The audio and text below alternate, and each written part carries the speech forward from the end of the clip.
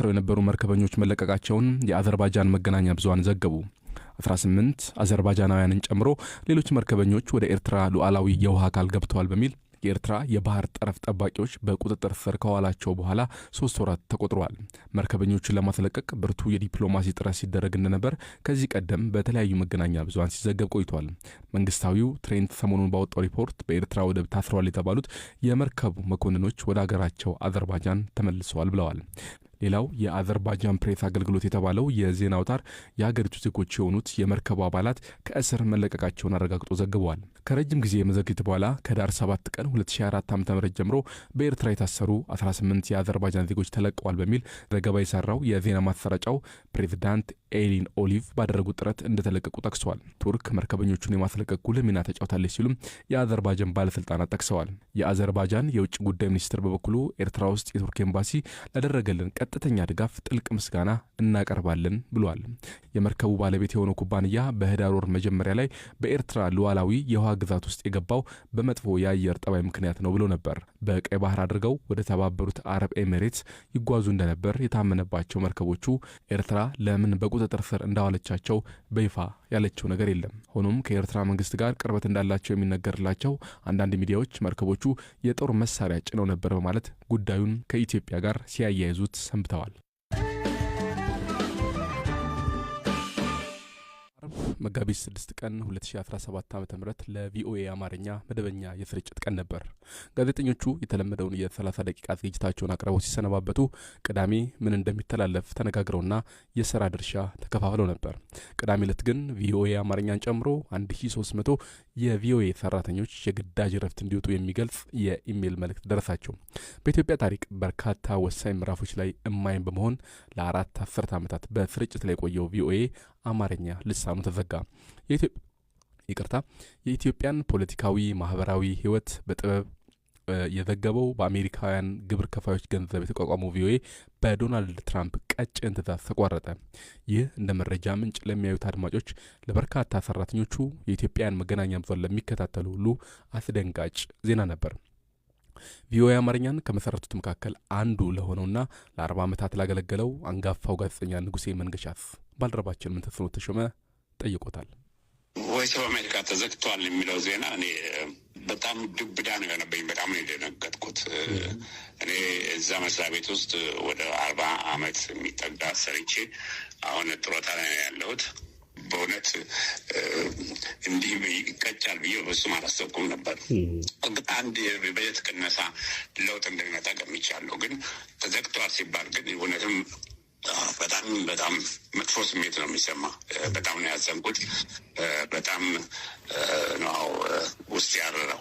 ረዥም ዓመት ለ4 አስርት ዓመታት እየኖረ ሬዲዮ ጣቢያ ነው። ከዛስ አንጻር ያለው ጉድለት በተለይ በኢትዮጵያ ጋዜጠኝነት በኢትዮጵያ ሚዲያ ውስጥ ምንድን ነው ትላለህ? ቪኦኤ በጣም ሰፊ የሆነ አድማጭ በኢትዮጵያ ብቻ ሲሆን በአፍሪካ በአሁኑ እንኳን 380 ሚሊዮን ህዝብ ነው የሚያደምጠው በመላው ዓለም። እኔ በወጣሁበት ጊዜ አሁን 3 ዓመት ተኩል ሆነኝ ከለቀኩኝ። ምናልባት ወደ 280 ሚሊዮን የሚሆን ህዝብ ነበር የሚያደምጠው። ያን ጊዜ የነበረው ኦዲየንስ ሪሰርች በዛ መሰረት 1/3 በአፍሪካ ውስጥ ነው። እኔ በወጣሁበት ጊዜ 12 ሚሊዮን የሚሆን ህዝብ በኢትዮጵያ ውስጥ በየሳምንቱ ያዳምጠው ነበር። አማርኛም በኦሮሞና በትግርኛ ማለት ነው በደምሩ።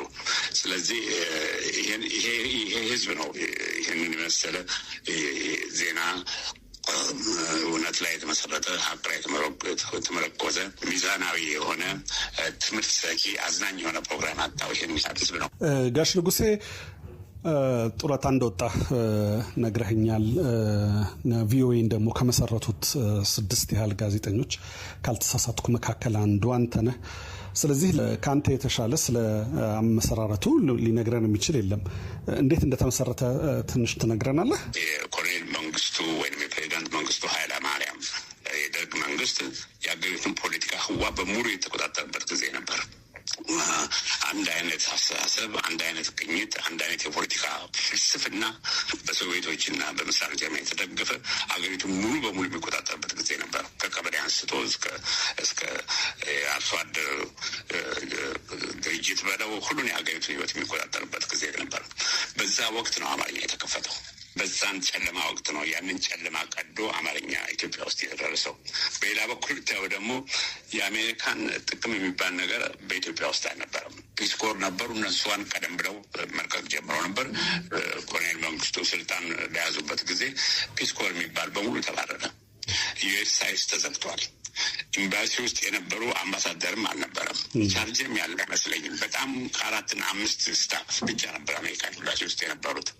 በዛ ሁኔታ ውስጥ ነው አማርኛ የተከፈተው። ስንጀምር 30 ደቂቃ ብቻ ነበር። በነገር ላይ 6 ወር አልፈጀም፣ ወደ 1 ሰዓት እንዲራዘም ተደረገ። ምክንያቱም በጣም አድማጭ በጉጉት ይጠብቀው ስለነበረ ነው። አዲስ አበባ ሪፖርተር ነበራችሁ አገር ቤት? ነበረን። በነገር ላይ አዲስ አበባ ሪፖርተር በጣም የተቆጠረ ነበር። ኢህአዴግ ጊዜ በጣም ትልቅ ግብግብ ነበር። እኛ ደርግ ከተነሳ በኋላ ለደርግ መውደቅ ቪኦኤ አማርኛ ትልቅ አስተዋጽኦ አድርጓል ብዬ ማምን ሰው ነኝ። ምክንያቱም ደርግ የሚደብቀውን ነገር ያወጣ ነበር። ደርግ ከወረደ በኋላ ኢህአዴግ ሲመጣ የተሻለ ግንኙነት ይፈጠራል፣ የተሻለ ሚዲያ ህዋ ይፈጠራል፣ እንደ ልባችን በነጻ እንስራለን የሚል ግምት ነበር እና ግን ኢህአዴግ ከሚያደርገው ቁጥጥር የተነሳ እንዳውም ኢህአዴግ ደግሞ ጃም ማድረግም ጀመረት እና በጣም የተወሰነ 2 ናቸው። እስክንድር ፍሬውና መለስካቸው አምሃ ናቸው አዲስ አበባ። መቀሌ አንድ ነበር። ከዛ በፊት አልነበረም። አማርኛው እንግዲህ ይህን ያህል ዓመት ሲያስቆጥር በኋላ ደግሞ ኦሮምኛና ትግርኛ ተቀላቅለውታል።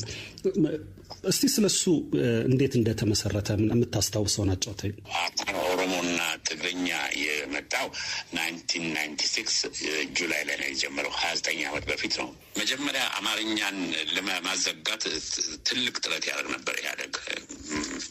አንድ ሚዲያ እንዲጠምዶ የያዘ መንግስት አንዱ በጣም ኢህአዴግ ነበር። በጭራሽ አይወደው ነበር እንዲዘጋ። ደጋፎቹ እዚህ ከተማ ውስጥ ካምፔን ያደርጉ ነበረ። ጠቅላይ ሚኒስትር መለስ ዜናዊ ያገኙትንና አሜሪካዊ በሙሉ ወይም ባለስልጣናት ለማሳምንና ለማዘጋት ጥረት ያደርጉ ነበር። እንዲያውም አንድ ጊዜ ኮንግሬሽናል መሪዎችም የሆኑ 2 ሪፓብሊካን 2 ዴሞክራቶች አማርኛ ይዘጋ ብለው ሁሉ ወስነው ነበር፣ አሳልፈው ነበር። ግን አማርኛ ያን ሁሉ አለፈና ምንድነው ምክንያቱ የሚለው ለምንድነው አማርኛን የሚዘጋው ሲባል አንዱ በኢህአዴግ በኩል የቀረበው የኢትዮጵያ ሕዝብ ተቀይሟል በአማርኛ ብቻ መሆኑ እና ሌሎች ቋንቋዎች ቢደረጉ ይሻላል ሲባል፣ እንደዛማ ከሆነ ለምን ትግርኛና አፋን ኦሮሞ አንጀምርም የሚል ሀሳብ ቀረበ። እኔም ሆንኩ ሪሰርች ውስጥ ያለን ሰዎች ደግሞ እንዲያውም የእነዚህ ቋንቋዎች መጨመርና አድማጭ ያበዛልናል ይጨምርና ስለዚህ ለምን ጨምርልን ብለን የከፈት ናቸው። ታስታውሳለህ? ለቪኦኤ እየሰራህ ለመጀመሪያ ጊዜ ኢትዮጵያ የመጣህበትን ጊዜ? በጣም ከባድ ጥያቄ ነው ያመጣህን። ከ40 ዓመት በላይ ኢትዮጵያን መርቀጥ አልቻልኩም። በደርግ ጊዜ በጣም ከባድ ነበር። ደርግ ሲመጣ ኢትዮጵያን በሀገሬን በጣም ነው የምወደው። እዚህ ያከበሯቸውን ልጆችን ሌሎች ኢትዮጵያውያን እዚህ እንደሚኖረው ሁሉ ኢትዮጵያውያን በደንብ አውቀው ባህሏን፣ ቋንቋውን አውቀው እንዲያድጉልኝ ያደረኩት እና ሀገሬ ለመግባት ቤተሰብንም ይዤ ለመሄድ በጣም ጓጓ ነበር። ግን 40 ዓመት በላይ ወደ 42 43 ዓመት አልቻልኩም ነበር እና በ2018 ዓመተ ምህረት ለውጡ ከመጣ በኋላ መግባት የቻልኩት። ያ ደግሞ ለእኔ ትልቅ ኤክስፒሪየንስ ነበር። ምክንያቱም እናቴ ታማ ስታርፍ እዚህ ብዙ ጊዜ መታታየን ነበር። ልጆችን ማሳድጋልኛለች፣ ግን ላያት አልቻልኩም፣ ላስታምማት አልቻልኩም። እየቻልኩ አባቴ ታሞ ሲያርፍ ከጎኑ ላስታምመው፣ 2ቱም ልቀብራል። በማስተማር በኢትዮጵያ ማህበራዊ ሚዲያ ዝናውን አይንተዋል። ፊዚክስን እጅግ በቀላል ቋንቋ ያስተምራል። በተማሪዎቹም በጣም ይወደዳል። ይህ የተመሰገነ መምህር ከአንድም 3 ጊዜ ከዩኒቨርሲቲ ተባሯል። ለምን? ከባልደረባችን ሐምዛ ሁሴን ጋር ቆይታ አድርጓል። እኔ እንግዲህ ተወልጄ ያደግኩት ድሬዳዋ ከተማ ነው። ከ12ኛ ክፍል የተማርኩት ብስራተ ገብርኤል የሚባል ትምህርት ቤት ነው። ከዛ ደግሞ ወደ 515 ከ12ኛ ክፍል ውጤት በማምጣት ወደ አዲስ አበባ ዩኒቨርሲቲ በ2007 ዓ.ም አካባቢ ገብቼ ነበረ። ለአንድ ዓመት ተኩል እዛ ከተማርኩ በኋላ ግን በነበረብኝ ሱስ ምክንያት ከዛ ተባረሬ ነበረ። ከዚያው አባቴ ትምህርቴ ላይ ያለኝን ጥሩ አቋም ያቅ ስለነበረ ድጋሚ ደግሞ ከሀገር ውጭ ወደ ቻይና ሀገር በመላክ የፔትሮሊየም ኢንጂነሪንግ ትምህርት እንዳጠና ልኮኝ ነበረ። እዛም ለአንድ ዓመት ያክል ከቆየሁ በኋላ በነበረብኝ ሱስ ምክንያት ድጋሚ ተባረሬ ወደ ኢትዮጵያ ተመልሼ ነበረ።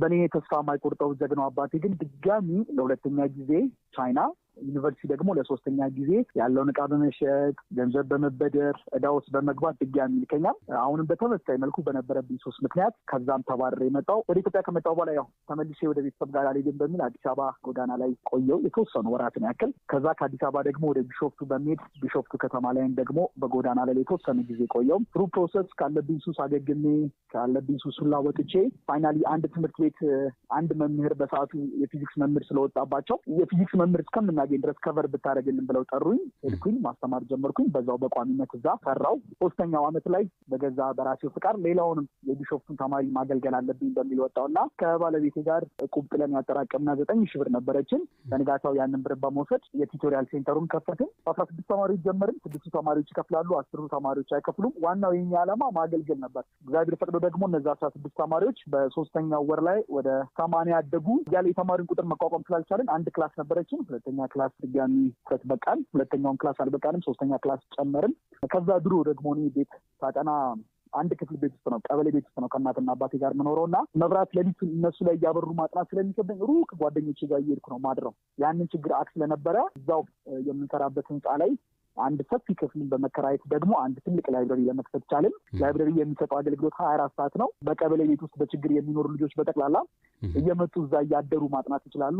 በዛ መሰረት የቢሾፍቱ ተማሪዎችን እያገለገልን ቆየም ማለት ነው። ሶሻል ሚዲያ ላይ ሰርኩሌት የሚያደርገው ተንቀሳቃሽ ምስል ፊዚክስ ስታስተምር ያሳያል። እንዴት ወደ ፊዚክስ ዓለም ገባ? እስከ 8ኛ ክፍል በቃ ትምህርት ምንም መቀበል አይችሉም ከሚባሉ ተማሪዎች መካከል ነበርኩት። 9ኛ ክፍል ስገባ ነው ለውጥን መፍጠር የጀመርኩትና ከድሮም ለፊዚክስ ያለኝ ትምህርት ለየት ያለ ነበር። አንደኛ፣ ሁለተኛ ደግሞ ከድሮም 9ኛ ክፍል ያለው አስተማሪ በማይኖርበት ሰዓት ላይ እየወጣሁ አስተምራለሁ ተማሪዎችን። ፈተና ሲደርስ እነሱን አስጠናለሁ። ብላክቦርድ ላይ እየጻፍኩ ልክ እንደ ቲቸር የማስተማር ጉጉቱ ከድሮም ውስጤ ነበር። ግን አስተማሪ ሆናለሁ የሚል እምነት ግን በፍጹም አልነበረኝም። ድንገት ነው በጣም በከባድ ችግር ውስጥ እያለን አባቴ እንዳው አንተ ብታስተምር እኮ እንዳው የት በደረስክ ነበር፣ ባለቤቴንም አንቺም ቁጭ ብለሽ ገንዘብሽን በቆጠርሽ ነበር፣ እሱ አስተማሪ ቢሆን እኮ ብዙ ተማሪ ነበር ከስሩ የሚማረው አላት። አባቴ ማለት እንግዲህ መማርበት ትምህርት ውስጥ በዘበኝነት ነበረ የሚቆየውና ብዙ ጊዜ ልጆችን ሳስጠና በደንብ አድርጎ ይመለከተኝ ነበርና ያቺን ፖቴንሻል እሱ ነበር የጠቆመኝ። ከዛ በኋላ እንግዲህ ወደ መምህርነቱ ለመግባት ቻልኩ ማለት ነው። አሁን ምን እየሰራ ነው? እያስተማርክ ነው? ብቻህን? ሌሎች ሰራተኞች አሉ? ቢሾፍቱ ላይ በነበርንበት ሰዓት ላይ በአጠቃላይ ወደ 14 ሰራተኞች ነበሩ። ከፊዚክስ ትምህርት በተጨማሪ ኬሚስትሪ፣ ማቴማቲክስ፣ እንግሊሽ፣ ግራመር፣ ባዮሎጂ ተማሪዎች ያጠኑ ነበረ። በጣም ዋይድ የሆነ አገልግሎት ነበር የምንሰጠው። ግን ባጋጠመን ኦብስታክል ምክንያት እዛ መቀጠል ሳልችል ቀርቼ ድርጅቱም ተዘግቶ ወደ በቮለንተሪዝም የመንግስት ትምህርት ቤቶች ላይ አገለግል ነበረ። አንተ አሁን በጎ ስራ ነው የሚሰራው ቢሾፍቱ ላይ። ለምንድን ነው የተዘጋው? በሰዓቱ ክሎዝድ የሆነበትን መንገድ እኛም ብዙም ግልጽ አልሆንም። ብቻ ዝጋ የሚል የሚወጣብን ያ ሁሉ ሶስትህ ያገኘውን ቻንስ ለምንድን ነው መጠቀም ያልቻልከው? የነበረውን ሁኔታ እስቲ አስረዳኝ። እንግዲህ እስከ 12ኛ ክፍል ድሬዳዋ በመማርበት ጊዜ በጣም ዲሲፕሊን ከቤት ትምህርት ቤት ከትምህርት ቤት መመጣ ልጅ ነኝ። ምንም ነገር አላውቅም እና ወደ አዲስ አበባ ዩኒቨርሲቲ ስገባ ግን ከቤት ውጭ ያለውን ኢንቫይሮመንት በፍጹም አላውቅም። ድንገት ነው የተለቀቅኩትና ብዙ ነገሮች ለእኔ አዲስ ነበሩ። ሁሉንም ነገር መሞከር ያምረኝ ነበር እና በዛ ምክንያት ነው ወደ ሱስ ውስጥ የገባሁት። ሲጋራ፣ ጫት፣ ሀሺሽ እያለ መጠጥ እያለ